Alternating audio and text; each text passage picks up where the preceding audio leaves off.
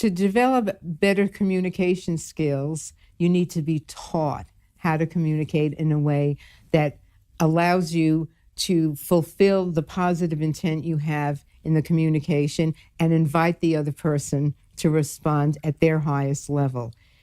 Unfortunately, because our brain reacts to fear and misreads any stress as fear, we react, and then we've had faulty learning because the people that were our role models and teachers taught us ways of communication that were informed by fear, that were motivated by fear.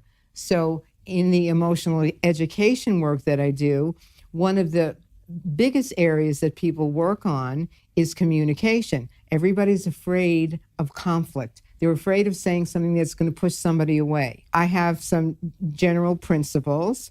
One is always look for the positive intent in your behavior and in their behavior.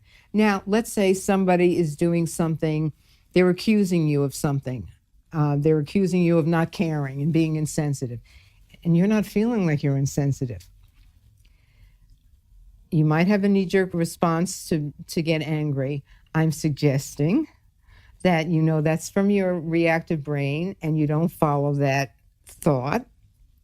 And you look at that person with compassion and you say, people only distort because that was a pattern that was hardwired into them when they were very young.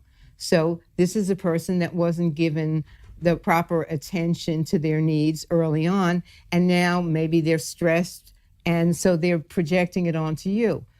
So what you can do then is feel the compassion for them and express your compassion for them. You're not endorsing their distortion, but you can express your compassion. I see that you're really upset. I don't want you to be upset. If I inadvertently did anything to make you upset, it wasn't my intention. Now that's the invitation for them to then come to their higher self and be in the present. Always be curious. When somebody does something that you don't feel right about, be curious. Because if you're curious and you ask them, I'm curious, I didn't understand that behavior, they will tell you what their positive intent was. If I say, why did you do that?